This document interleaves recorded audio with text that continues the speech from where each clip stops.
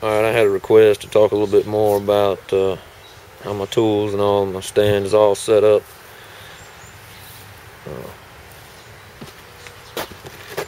It's really pretty basic. Got a nice tree here to push against. I prefer more of an angle on mine. It's just easier to, seems more natural stroke to have that downward angle.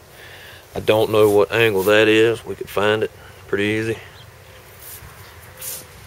But the tripod itself is built on, everything's cut on 30 degrees. I'm gonna walk over here and show you a few measurements. But the idea is to be as comfortable as possible. And to achieve that, you may need a longer beam. This one is about 7 foot long. Here I have one that's a little bit shorter. Shorter people would need a shorter tripod. This one's about 6 foot long, and you get shorter strokes out of it. Maybe more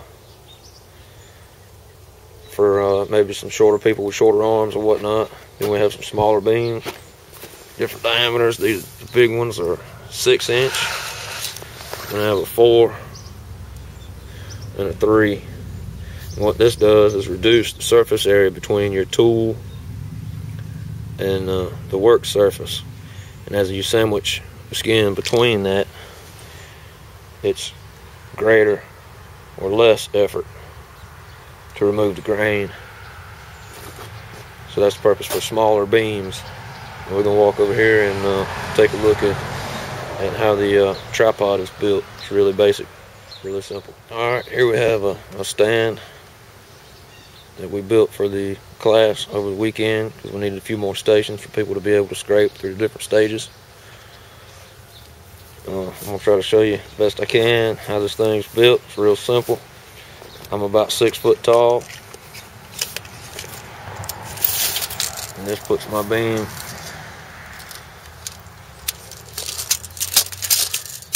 at the fulcrum point about 30 inches off the ground to the bottom. 6 inch beam is going to be 3 foot, and by the time it sticks out here as far as my arm can reach, it's about chest high. Maybe you can see that, so that it fits right below my sternum. And the legs themselves, notice both ends are cut square, and they're 3 foot long. 2x6, so it gives a nice working area there for different sizes to fit in, different size beams.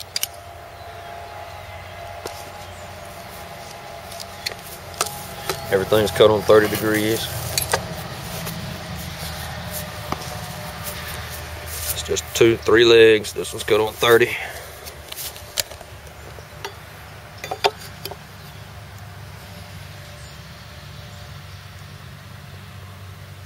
It's 30 degrees on top of that. Piece of plywood.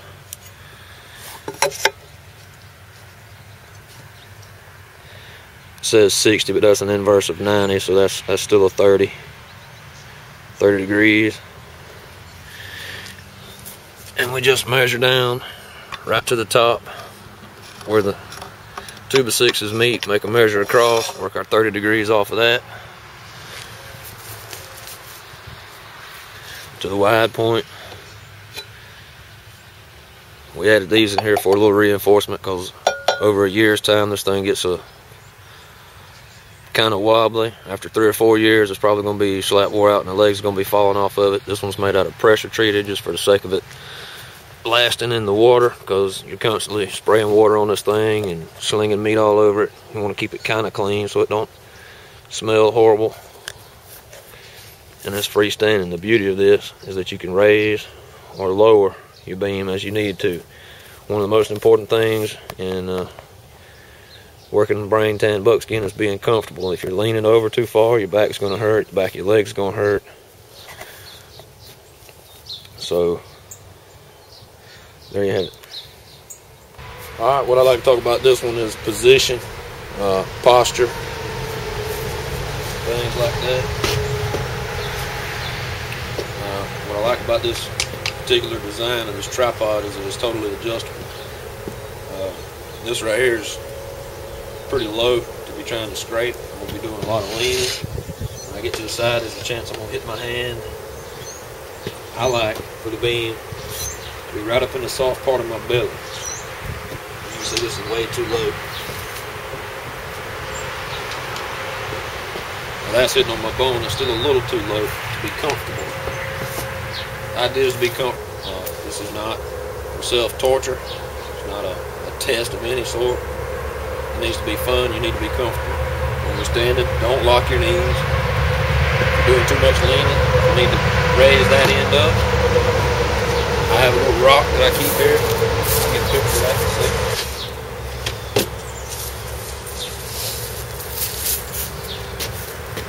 Now I'm not leaning as much. So you can raise the end up. The idea is you need to be really comfortable doing this.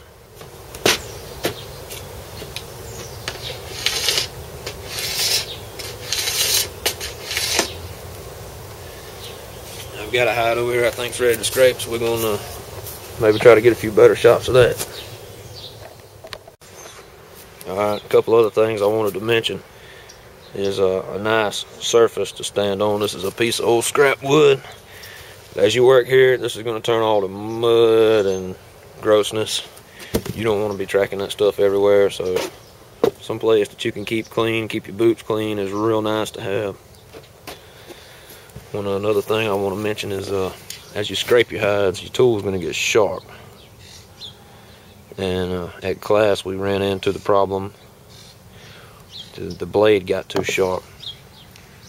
I have several wet rocks, but this is just something I found, and it works really well. If it gets busted or lost, it doesn't really matter because it's just some junk I picked up somewhere along walking. And I really just abuse the blade and get it all dull.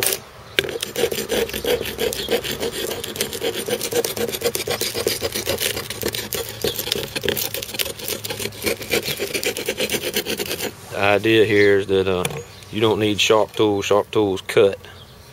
We don't want to cut anything. We just want to plow between the two different layers of skin. This thing needs to be dull enough you can draw it across your arm and it not even almost cut you. This right here, it's not sharp at all. Not sharp at all. And that's the way it should be.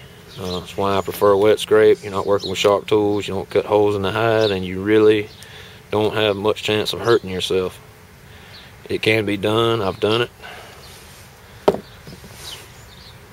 But it's better to use dull tools in my opinion. Actually, the back side of this works just about as good as the front side when you're graining. And sometimes I use it, and it'll have to be dulled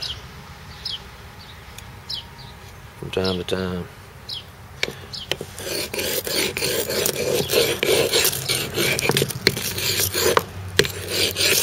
You just really want to keep those sharp edges off. Something else I thought I might take a minute to show is how I just took this, it's an old draw knife. Handles don't fit real well. It's just some junk I made. I bought a piece of dowel that fit my hand really well. Nice grips, very comfortable. Comfort being the key word here. And I took my little hand drill and drilled it out, kind of about, you know, didn't do a great job. Just big enough that the piece would wedge in there. And I notched out the side so that the handle doesn't spin. Put good handles on it, your hands will be comfortable. I use this thing without handles, and it really can make your hands sore when you're working on a tough hide.